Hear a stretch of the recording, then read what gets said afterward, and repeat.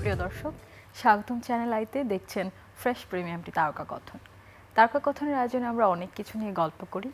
বেশিরভাগ কথাবার্তাই থাকে আসলে শিল্প নিয়ে, শিল্পের বিভিন্ন মাধ্যম নিয়ে। যখন শিল্প কথাটি আমরা উচ্চারণ করি তখন সবচেয়ে বেশি আমাদের কাছে যেই ভাবটা চলে আসে সেটি হচ্ছে অভিনয়। আবার নাচ গান অন্য সব কিছু তো আছে, তবে অভিনয়কে আমরা যেন শিল্পের মধ্যে একটু বেশি করেই দেখতে পাই। আজকে অভিনয়ের কথা বলছি কারণ আমাদের সাথে আছেন একজন অভিনেতা যাকে আমরা হাসি চরিত্রে দেখতে পেয়েছি, যিনি আমাদেরকে কাঁদিয়েছেন এবং অনেক অনুভূতি আসলে দিয়েছেন, মিশ্র অনুভূতি। তিনি ছোট থেকে অভিনয় শুরু করেছেন। আমাদের ভীষণ পরিচিত একজন মুখ, আমাদের ভীষণ প্রিয় অভিনেতা। পরিচয় করাবো। আমাদের সাথে আজকে তারকা কথনের সেটে আছেন আরফান আহমেদ। শুভেচ্ছা, কেমন আছেন? এই তো আছি, ভালোই, আলহামদুলিল্লাহ, চলছে। এবং শুরুতেই যে আসলে আমি হাসি কান্নার কথা বলছিলাম, কারণ আমি নিজেই আপনার নাটক দেখে কেঁদেছি এবং আমি নিজেই হেসেছি। তো আমি নিজের এক্সপিরিয়েন্সটা বললাম, দর্শকরাও হয়তো আরও বেশি রিলেট করতে পারবে। শুরু করতে চাই, ছোট থেকে আসলে অভিনয়ে এসেছেন, বিজ্ঞাপন দিয়ে শুরু, সেই সময়ের যাত্রাটা 90 শতক থেকে, সেটি শুনে আসলে শুরু করতে চাই। বিজ্ঞাপন দিয়ে শুরু মানে আমি তো আসলে চেয়েছিলাম যে কোনো না কোনোভাবে আমি নাটকের সঙ্গে সম্পৃক্ত হতে চাই। যদি একান্ত যদি নাটকে যদি সম্পৃক্ত হতে না পারি তাহলে আমি ফিল্মে যাব। তো সেক্ষেত্রে আমার মানে কেউ তো ছিল না, তো ওভাবে আমার একটা চেষ্টা। আমি তখন হচ্ছে গিয়ে যে আমার বড় মামা হচ্ছে গিয়ে যে ফিল্মের একটি প্রোডাকশন হাউস সুলতানা পিকচার্সে ওই সময় কাজ করতেন, ম্যানেজার ছিলেন, একটা চাকরি করতেন। তো ওনাকে যে আমি বললাম, উনি চুপ করে বসে থাকলেন। তো অনেক দিন যাওয়ার পরে তখন উনি বললেন কি, যেহেতু তো অনেক ছোট, পড়াশোনা শেষ করতে হবে। তখন আপনার বয়স কত ছিল? তখন আমি ম্যাট্রিক মাত্র দেই, ছোট সময় থেকে অভিনয় বলতে সেটাই। তো একটা পর্যায়ে উনি বলে যে আমার তো এরকম পরিচিত কেউ নাই, তবে একজন আছে, সেটা হচ্ছে কি যে অসীম সেনগুপ্ত, তিনি কন্ট্যাক্ট মিডিয়াতে, ওই সময় শান্তিনগরের ছোট্ট একটি অফিস, উনি অফিসের অবস্থা, জরাজীর্ণ অবস্থা, তেমন ভালো ছিল না। কিন্তু উনি যেটা করলেন সেটা হচ্ছে কি যে সেখানে আমাকে পাঠালেন আমার মামা আখতার ইমাম খান, বড় মামা, মানে আপন মামা। পাঠানোর পরে উনি বললেন যে তোমাকে দিয়ে আমি কি বিজ্ঞাপন করব। সে সময় বিজ্ঞাপনের ব্যাপারটা কিন্তু এরকম ছিল না যে আপনার হচ্ছে কি যে বিজ্ঞাপন খুব ম্যাচিউরড বিজ্ঞাপন হতো।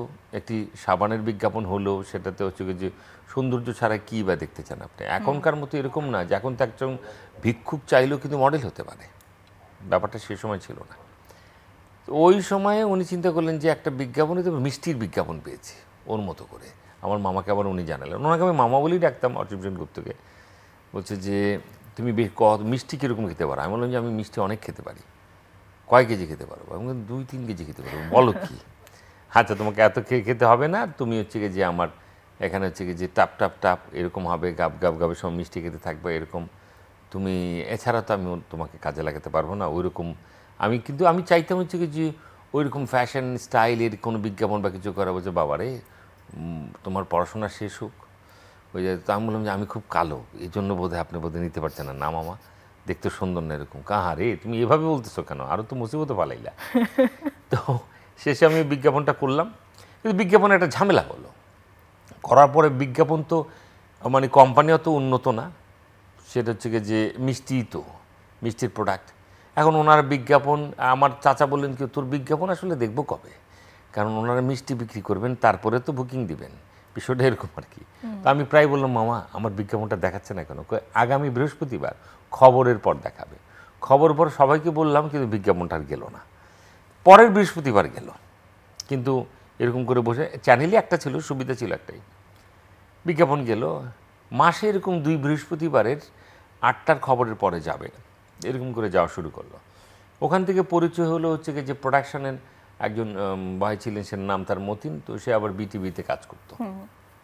সে একদিন আবার তার সঙ্গে আবার রাস্তার মোড়ে দেখা, সে বলে যে তুমি টেলিভিশনে নাটক করবা। তো টেলিভিশনে নাটক করার ক্ষেত্রে তখন সে বললো যে একদিন আসো। তো পাসের জন্য আমি দাঁড়িয়েছিলাম, উনি আসেন নাই। আমি চলে যাচ্ছি, হুট করে দেখি ফ্ল্যাক্সে করে উনি চা নিয়ে যাচ্ছে। যে আসছো তুমি?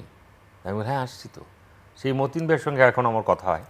যে মতিন ভাই তখন আমাকে নিয়ে গেলো, বলছে যে পপুলেশনে কিছু নাটক হতো, জীবনের জন্য, জীবনের আলো। ওই সময় 8:30 একটা নাটক হতো। তো সেইটার ভাগে আমি পাবো না। সেটা হচ্ছে আমি যেই নাটিকাগুলো কথা বলা হচ্ছে, এগুলি ছিল নাটিকা, যে 4:15 যাবে, বিকেল 4:30 যাবে, ছোট ছোট বিভিন্ন আলোক্য অনুষ্ঠান বা ম্যাগাজিন ছোট ছোট অনুষ্ঠানের ভিতরে কিছু নাটক যায়, শিক্ষণীয় কিছু অনুষ্ঠানের মাঝখানে কিছু শিক্ষণীয় নাটিকা যাবে। তো ওই 8 মিনিট 10 মিনিট 5 মিনিটের নাটিকার জন্যই আমাদের আসলে যাওয়া এবং ওটাটা চেষ্টা করা। তো সেখান থেকে উৎপত্তি আস্তে আস্তে আস্তে আস্তে আস্তে দেখা গেল যে আমি তখন সাপ্তাহিক নাটক পাই শামসুদ্দৌলা তালুকদারের। তারপর আমি আলাউদ্দিন ভাইকে পাই। আলাউদ্দিন ভাইকে আমাকে নিয়ে অনেক কাজ করেছেন, দোহা ভাই আমাকে নিয়ে অনেক কাজ করেছেন, যে বিটিভির প্রযোজক যারা ছিলেন। কিন্তু আমি এনলিস্টেড হই হচ্ছে যে 96-7 দিকে, 97-এর যে এনলিস্টেড, সেখানে আমি এনলিস্টেড। আগে কিন্তু অডিশনের সিস্টেম ছিল একটাই, আগে হচ্ছে প্রাথমিক পর্যায়ে পাশ করলে তার 4 মাস পরে স্ক্রিন টেস্ট হতো, সেখানে আবার ধাপে ধাপে যেতে হতো। ধাপে ধাপে যেতে হতো, কিন্তু সেটা ছিল। কিন্তু প্রথম সাপ্তাহিক নাটকে আমি তেমন ভালো অভিনয় করিনি, কারণ আমি অতিরিক্ত ওই অর্থাৎ পরিচিত শিল্পী দেখে আমি ঘাবড়ে গিয়েছিলাম। পরের সাপ্তাহিক নাটকে আমি বললাম যে আমি ভালো করবই। এটা কিশোর চরিত্র ছিল, পাথরকুচি নাটক, 96 জানুয়ারি মনে আছে আমার, নাটকের নাম পাথরকুচি। তো ওই নাটকে আমি ভালো করেছিলাম, মনে হচ্ছিল সবাই প্রশংসা করছিল খুব করে আর কি। আমি তখন হচ্ছে যে আগে কিন্তু রিহার্সাল হতো, 3 দিন রিহার্সাল হতো, 4 দিন রিহার্সাল হতো, দেন হচ্ছে শ্যুট। আগে হচ্ছে আউটডোর, আবার কখনো আউটডোর শেষ করি স্টুডিও। এবং এই যে সেই সময়টা 90 দশক, আপনি একটা চ্যানেলের কথা বলবেন, তখন মাত্র ভিটিভিটাই আসলে ছিল। তখন কিন্তু আসলে যারা পরিচিত ছিল বা একটু অভিনয় করতো বা কোনো কাজ করতো, তাদের ক্রেজটাই একদম অন্যরকম ছিল। হ্যাঁ, আমি বাড়ি থেকে বেরোতে পারতাম না, আসলে বেরোতে পারতাম না অন্য কারণে। আমার আসলে ওই সময় তো সিএনজি ছিল না, স্কুটার ছিল। যে অনেকের সঙ্গে দেখা করতে যেতে হবে, যে স্কুটার ভাড়া লাগবে, একটু যাবো। আমার অমুক জায়গা থেকে 3টি ফোন ছিল, আসবি কবে আমাদের বাসায়, এই সেই। পুরান ঢাকা থেকে আমার কিছু বন্ধু বান্ধব বলছিল যে আসো বন্ধু, তোমাকে সবাই দেখতে চায়। কিন্তু আমার আসলে স্কুটার ভাড়া ছিল না। কিন্তু আমি তো সেলিব্রিটি এলাকার কাছে, এলাকার মানুষজন আমাকে দেখতে আসতো। ওই এক নাটকের পর থেকে হচ্ছে সাপ্তাহিক যখন গেল, আগে তো টুকটাক বলতোই, সাপ্তাহিকটা যখন গেল তখন সবাই একটু দেখতে আসে। রাস্তা বেরোতে পারতাম না, রাস্তায় দেখা গেল যে কিছু একটা খেতে যাচ্ছি, স্ট্রিট ফুড, ওটা খেতে পারতাম না, ওটা কিনে এনে বাসায় খেতে হতো। খ্যাতির বিড়ম্বনা আর কি। এই যে এই ক্রেজটা বা সেলিব্রিটি শব্দ, একটা চ্যানেল ছিল বলে, একদম সেলিব্রিটি শব্দটি এখন কি কিছুটা যেভাবে পরিবর্তন হয়েছে, এখন তো সবকিছুর অ্যাক্সেস আমাদের কাছে এত বেশি, এখন আমরা সবাইকে চাইলে চ্যানেল আপনার কাছে একদম সব জায়গায় দেখতে পাই। সামান্তা, আপনি নিজে একটি চ্যানেল বের করেছেন সামান্তা টিভিতে, আপনি নাচেন। আগে বলতাম না যে ঈদের নাটক, ঈদের নাটক আমরা অমুক ঈদের নাটক করেছি, তমুক ঈদের নাটক করেছি, বা একটা চ্যানেল ছাড়াও কিন্তু আমরা বলতে পারতাম, তাই না? এখন তো হচ্ছে কি যে আপনি চাইলে আপনি বাসায় ঈদের প্রথম দিন একটা শাড়ি পরে নাচেন, ঈদের দ্বিতীয় দিন আরেকটা শাড়ি পরে নাচেন, ঈদের তৃতীয় দিনে আমার অনুষ্ঠান। আপনার কাছে এই ব্যাপারটা কেমন লাগে আসলে, এই যে পরিবর্তন? তখনকার একটা ডেসপারেশন ছিল মানুষের, যে সেলিব্রিটিদের প্রতি, আমার পছন্দের নায়ক বা আমার পছন্দের অভিনেতা, তাকে আমি দেখতে চাই, তার একটি কাজ আমি দেখতে চাই। কিন্তু এখন সবকিছু এত সহজ হয়ে গিয়েছে, ওই যে ব্যাপারটা, ওটা কিন্তু একটু মলিন হয়ে গেছে। আপনি একজন অভিনেতা হিসেবে সেই সময় এবং এই সময়ে ব্যাপারটাকে কিভাবে দেখেন? দেখুন, আমি মনে করি কি যে নিউ জেনারেশন অনেক কিছু ক্রিয়েট করেছে, তবে কষ্ট করে অর্জিত অনেক কিছুই আসলে ভালো লাগার আছে। আমার তো পাওয়া যতটুকু, সেটুকু তো আমার সঞ্চয়। তা আমার সঞ্চয়ের সবটুকুই হচ্ছে কষ্ট অর্জিত। আমি খুব কষ্ট করে অর্জন করেছি, এটাকে ফাও বলা যাবে না। সো এখনো পর্যন্ত তো আমি আমার মতো করে বহাল তবিয়তে আল্লাহর রহমতে কাজ করছি না। তো আমার 3-4টা সিরিয়াল চলছে। আমি এখনও নিউ জেনারেশনের সঙ্গে যারা আসছেন তাদের সঙ্গে কাজ করতে পারছি, তাদেরকেও দেখছি, মাঝখানেও দেখলাম, একটু আগেও দেখলাম, পরেও দেখলাম, তাই না? তো আমার দেখার সৌভাগ্যটা খুব ভালো। আমি সকালে এসে আপনাকে বললাম না মেকআপে নেওয়ার আগে, যে আমার কিন্তু উপস্থাপিকাও দেখার সৌভাগ্য খারাপ না কিন্তু। এবং আমার এক উপস্থাপিকা দেখা গেল যে আমি খুব মায়া লাগছিল যে উনি কাশতে কাশতে হুট করে যে উনি কথা বলতে পারছিলেন না, বিজ্ঞাপন বিরতিতে আমি গেলাম। তো এরকম করে দেখার সৌভাগ্য কিন্তু আমার অনেকটা আছে সামান্তা। তো এই যে আপনার হুট করে নিজস্ব চ্যানেল থেকে ইউটিউবের যে স্পেস যতটুকু পেয়েছে, ইউটিউবের এই সুযোগটা এসছে বিদেশে, সুযোগটা সে নিয়েছে। কিন্তু কেউ ভালো কিছু উপহার দিচ্ছে, কেউ গুড মেসেজ দিচ্ছে আমাদেরকে, কেউ কিন্তু দিচ্ছে না, কেউ কিন্তু অশ্লীলতাও দিচ্ছে। তো সব কিছু মিলিয়ে আমি মনে করি যে সস্তা জনপ্রিয়তার অবস্থা কিন্তু 3 অবস্থাই হবে, আর কষ্টার্জিতের কিন্তু ফলাফলটা ভালোই হবে। তো অপেক্ষার ফল অনেকটা সমিষ্ট হয়। যেমন অপেক্ষা করলে আমিও সেটা কিন্তু পাই। তা আমি মনে করি যে আজকে যেটার কথা আপনি বললেন, সেটার পার্শ্ব প্রতিক্রিয়া তো থাকবেই। আগে আমরা প্রোডাক্টিভ কাজ দেখতে পেতাম, কিছু শিখতে পারতাম সব কিছু থেকে, কিন্তু এখন প্রোডাক্টিভিটির পাশাপাশি আরও অনেক কিছু আমরা দেখতে পাই। তো এই কাজের ক্ষেত্রে আসলে কি পরিবর্তনটা এসেছে? আগে ভিটিভিতে যখন কাজ করতেন তখন অনেক রিহার্সাল করে তারপর একটা কাজ নামাতে হতো, তারপর প্যাকেজ আসলো, কিন্তু এখন প্যাকেজের সময় রিহার্সাল হতো, এখন আমরা দেখতে পাই যে একদিনেই একাধিক নাটকের শুটিং হয়ে যাচ্ছে, তত বেশি এফোর্ট দেওয়া হচ্ছে না, বা সহজে একটা কাজ নামিয়ে ফেলা, বা এই যে তরুণ প্রজন্মের সাথে এখন অভিনয় করছেন, মানে নিজেকে আসলে পরিবর্তনটা কিভাবে করেছেন? তরুণ প্রজন্ম সম্পর্কে তো আমার কোনো কমপ্লেইন নাই। তরুণ প্রজন্ম তো খুবই ভালো। এখন যারা তরুণ প্রজন্মকে আপনার ইয়ে করছে, ইউটিলাইজ করছে, ঠিকঠাক মতো অর্গানাইজ করতে পারছে না, দোষ তো তাদের। তরুণ প্রজন্ম তো খুবই ট্যালেন্ট। এখন তরুণ প্রজন্মকে দিয়ে ভালো কাজ হচ্ছে না সেটাও কে বললো? ভালো কাজ হচ্ছে তো। তাদের তো অনেক কাজ আমাদেরকে তো এক ধরনের খুবই অনুপ্রাণিত করছে, যে খুবই ভালো ড্রামা করছে তারা। আমি তো কিছু কিছু অভিনেতা যারা আমাদের সামনে কাজ করছেন, আমি দেখি তো ওই জায়গা থেকে খুব ভালো কাজ করছেন। আমি ডিমোরালাইজ করছি না তাদেরকে কোনোভাবেই। আমি মনে করি যে তাদেরকে ঠিকঠাক মতো করে অর্গানাইজ করা হচ্ছে না, ব্যবহার করা হচ্ছে না। কিন্তু কারণ না হলে পরে তরুণ প্রজন্ম 10টা কাজের জায়গা থেকে 10টাই খারাপ কে বলেছে? 4টা তো তারা খুব ভালো উপহার দিচ্ছে। 10টা কাজ আমার ভালো হবে সেটা কে বলেছে? কারণ 10টা কাজ তো আমার হাতে নাই। আমি হয়তো 2টা কাজের জায়গায় বলতে পারছি আমি একটু ভালো করে করি, বা একটু সময় পেয়েছি। একদিনে নাটক করলে বা 2 দিনে 1.5 দিনে নাটক করলে কী বা আমি উপহার দিতে পারি? এবং অভিনয়ের আগে আপনি এখনো পর্যন্ত নিজেকে কিভাবে তৈরি করেন? হাজার হাজার নাটক করেছেন, আমরা যে পর্দায় আপনার যে সাবলীলতা দেখতে পাই, একদম মনেই হয় না যে অভিনয় করছেন, বাস্তবটাই যেন তুলে ধরেন। এর জন্য আসলে কি কি প্রিপারেশন নিতে হয়? প্রিপারেশনের জায়গা থেকে আসলে তো আমি অন্য কিছু তো করি নাই জীবনে। থাকে না যে আমি একটা আলাদা চাকরি করতাম, আলাদা ব্যবসা বাণিজ্য করতাম। আমি না এটা কি মনে করেছি প্রফেশন। আসলে একটা পর্যায়ে এসে তো মানুষ নেয় যে আসলে এটা প্রফেশন হয় কি করে, পাশাপাশি কিছু করছেন না। এই প্রশ্নটা যখন আমি বিটিভিতে কাজ করতাম তখন থেকে শুনতাম। আমি মনে করতাম যে উনি অভিনেতাই, উনি অন্য কিছু আর করছেন না। যখন শুনতাম যে ওনার পাশাপাশি একটা ব্যবসা প্রতিষ্ঠান আছেন, পাশাপাশি উনি বড় একটা চাকরি করছেন, পাশাপাশি উনি একজন কলেজের টিচার বা প্রফেসর, লেকচারার, এটা আমাকে এক ধরনের ভাবিয়ে তুলতো। এর বাইরে আবার উনি কিছু করেন কিভাবে? সেই ভাবনাটাকে আপনি এখন কিভাবে ডিল করছেন? আপনার কি কখনো মনে হয় যে অন্য কিছু করা উচিত ছিল? মানে হচ্ছে কি, যখন দেখলাম যে সবকিছু তো একটা সংকুচিত পর্যায়ে এসছে, অভিনয়ের জায়গা থেকে যদি কেউ বলে থাকে 30 দিন কাজ করে, সেটাও ভুল। 30 দিনের এখন কোনো অভিনয় কিন্তু এখানে আমার নাই। কারণ এখানে হচ্ছে যে 30 দিনের জায়গা থেকে স্ট্যামিনাও আমার নাই। আমাকে দেখা গেল যে করতে গেলে করতে হবে 12-14 দিন, 15 দিন, 16 দিন, ম্যাক্সিমাম হাই 20 দিন। এর বেশি তো আমিও করতে পারবো না।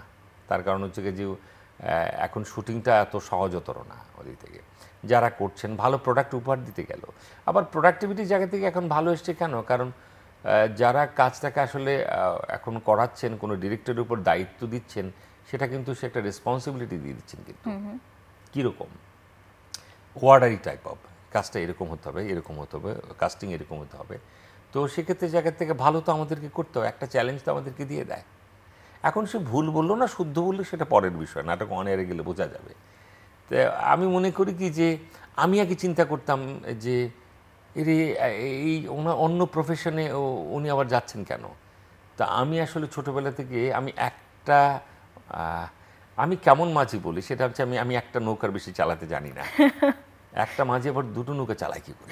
এখন তো অনেকেই যারা নাটক করেন তারা মূলধারার সিনেমায় অভিনয় করছেন, তাদেরকে আমরা বড় পর্দায় দেখতে পাচ্ছি, বা একই সাথে অনেক কিছু করছেন। এই জায়গাটাকে আপনার এক্সপ্লোর করার ইচ্ছে আছে কিনা? ওটিটি প্ল্যাটফর্ম বা ওয়েব সিরিজ? আমার খারাপ আসে নাই, কিন্তু আমার সঙ্গে ব্যাটেবল হয়তো মিলে নেই। আমি আসলে ক্যারেক্টারটা এরকম চাই না। আমার কথা হচ্ছে যে তাহলে আমি নাটকটাই ভালো থাকি ওই জায়গার থেকে, ওটাই করি। বর্তমান সময়ের যে ছবি যেটা আসছে বা আসবে, সিনেমার জায়গাটাতে আসলে কি ভিতটা ততটা দাঁড়াতে পারেনি বাংলাদেশের প্রেক্ষাপটে। কারণ এটাকে উপলক্ষ বেসিক সিনেমা করতে হচ্ছে। সামনের ঈদে কী থাকছে? এখনও দেখি অনেকে প্রশ্ন করে সামনের এই ঈদের নাটকগুলো কী কী থাকছে আপনার? ঈদের নাটক বলতে তো এখন আর কিছু নেই। ঈদের নাটক তো আমি বললাম না যে সামান্ত যদি চায়, সামান্তের একটি চ্যানেল তৈরি করবে, ঈদে আমার নাচ। আপনি প্রথম, দ্বিতীয়, তৃতীয় বলে 7 দিন আপনি চালাতে পারেন। হতে পারে যে একটা চ্যানেলের চেয়ে আপনাকে সবাই বেশি ফোকাস করছে। এটা তো হচ্ছে কি এখন সবার হাতেই চ্যানেল, বিষয়টা এরকম। আমরা এই জেনারেশন এসে পড়েছি। এটা সৌভাগ্য না দুর্ভাগ্য সেটা জাতি ভালো জানে। আপনি কি বাস্তব জীবনে আসলে খুব সিরিয়াস নাকি একটু হাসি খুশি? বাস্তব জীবনে আমি আসলে কখনো খুব বেশি সিরিয়াস, কখনো খুব আমি আসলে সিরিয়াস বিষয়টাকে ওভাবে বেশি নিতে পারি না, সব কিছু নিয়ে ফান করি। সেটা বাসায় আমার ওয়াইফ শীতলের কমপ্লেন থাকে যে আরফান তুমি এটা সিরিয়াসলি নিচ্ছ না কেন, তুমি এটাকে সব কিছুতে ফান হিসাবে নিও না ওই জায়গা থেকে।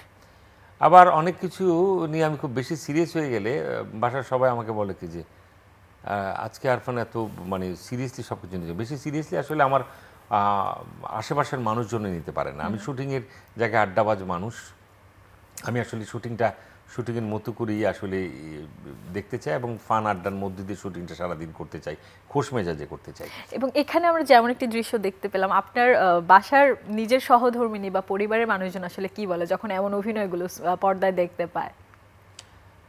তারা, আমার তো আসলে কম দেখা হয় আমার কাজ ওরকমভাবে, তো দেখা গেল যে ওরা বেশি কখনো আমার মা কখনো কখনো দেখেন, আমার শাশুড়ি কখনো কখনো দেখেন, দেখে আমাকে কমেন্টস করেন যে ওই নাটকটা আজকে দেখলাম। তো ওনারা দেখে আমাকে বলেন আর কি। আবার আমার মাঝে মাঝে মনে হতো কি যে আমি যে এত কাজ করছি ওনার কি কেউ দেখেন না নাকি ওই জায়গা থেকে। তো দেখেন, তারা দেখে হাসেন, হাসাহাসি করেন এবং এটা অনেক সময় তাদের জন্য খুবই বিনোদন হয়ে দাঁড়ায়। কোন দিক থেকে যে যে থাকে না যে একঘেয়েমিতা বলতে তো আমাদের অনেক কিছু থাকে, তো ওটা আর তখন বাসায় থাকে না, তারা দেখেন আর কি।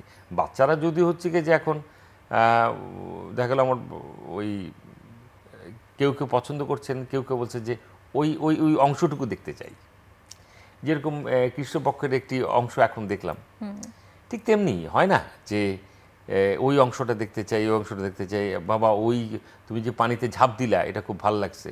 এবং আপনার কন্যারা যে আপনাকে টেলিভিশনে দেখছে, এরপর আসলে তারা কি বলছে যে ছোট থেকে, তারা তো আসলে জন্মের পর থেকে দেখে আসছে বাবাকে অভিনয় করছে, এই ব্যাপারটাকে তারা কিভাবে নিচ্ছে? ওরা এক ধরনের অনেক সময় তারা বেশি সিরিয়াস নাটক ওরাও পছন্দ করেন না, ওরা বিনোদনই পছন্দ করে এবং প্রথমত বলে যে সব কিছুই fun fun fun fun fun, ওদিক থেকে তোমার ভিতরে সিরিয়াস বলতে কোনো কিছু নেই ওই জায়গা থেকে। আবার দেখা গেলো খুব সিরিয়াস কোনো নাটক দেখলে বলে যে দেখলাম, বলে যে ভালো লাগছে কিন্তু বেশি কান্নাকাটি করছো ওই জায়গা থেকে, অত ওর খারাপ লাগছে আর কি। এটা আপনার দুজন কন্যার মধ্যে আপনার সবচেয়ে বেশি ক্রিটিক কে করে, আবার সবচেয়ে বেশি পছন্দ কে করে? মিমিক্রি করে দুজনেই মিমিক্রি করে দেখে। আমি যেমন অনেকে মিমিক্রি করে দেখাতে পছন্দ করতাম, কিন্তু সেটা অফ স্ক্রিনে, অন স্ক্রিনে না। কারণ মিমিক্রির বিষয়টা কীরকম, যদি অন স্ক্রিন বলতে কি, আমি যখন মনে করেন যে 20-30 জনের সামনে আপনাকে সবার সামনে যখন করব, সবার সামনে মানে সেটা একটা লিমিটেশন থাকে সেখানেও, তো সেই মিমিক্রিটা আসলে সবাই ভালোভাবে নিতে পারে না।